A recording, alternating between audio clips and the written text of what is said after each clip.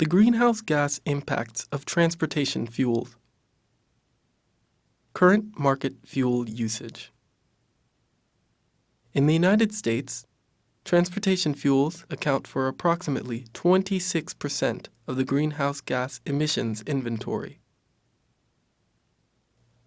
Mobile sources range from personal vehicles to light and heavy-duty trucks, agricultural and construction equipment, trains, marine vehicles, airplanes, rockets, and more. There are currently more than 255 million registered highway vehicles, consuming fuel, contributing to atmospheric CO2 emissions.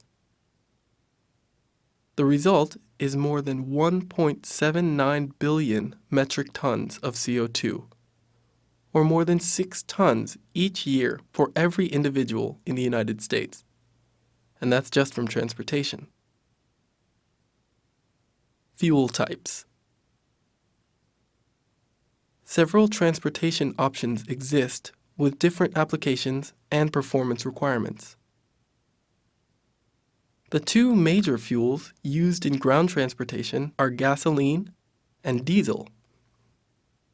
Gasoline engines require spark ignition. Diesel engines use compression ignition. Gasoline is a cleaner, more refined fuel with fewer detrimental effects on air quality, appropriate for wide-scale passenger use. Diesel has a higher energy content, which leads well to applications in heavy equipment or long-haul shipping.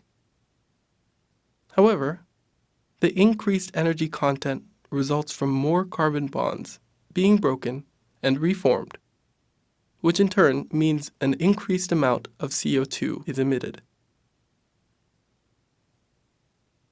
It is important to focus on fuel consumption as a means to measure greenhouse gas emissions, as opposed to dollars spent, for example. This may require an extra step in record keeping if fleet or personal vehicles are tracked solely on cost. Aside from the two main ground transportation fossil fuels, there are several other fuel sources which move people and goods.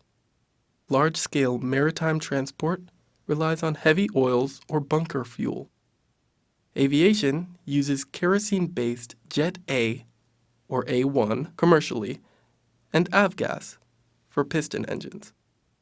Electric vehicles contain batteries which can be charged by any electrical generator or grid-connected outlet. There are also a slew of new alternative fuel sources. Fuel applications. As you can see in the diagram, passenger vehicles account for 35% of transportation emissions, followed by light trucks and heavy-duty vehicles. If these three groups could muster a 15% reduction in CO2 emissions, the result would be a 220 million ton reduction of CO2. As previously mentioned, these reductions must be made in a way that pertains to the specific transportation application. The U.S. Transportation Secretary, Ray LaHood, assembled a report which highlighted strategies to reduce transportation sector GHG emissions. They include strategies to introduce low-carbon fuels, increase vehicle efficiency, improve transportation system efficiency, and reduce carbon-intensive travel activity. Efforts that cut across these four strategy groups include pricing carbon and transportation planning. To recap, the stage is set for action on the issue of greenhouse gas emission reductions, particularly from the transportation sector. Being aware of current fuel consumption activity is the first step to recognizing opportunities for substantial reductions in GHG emissions. With a price on carbon dioxide emissions on the horizon, understanding the greenhouse gas implications of the transportation sector will become one way an individual or company can lower costs, increase environmental awareness, and gain competitive advantage in a changing landscape.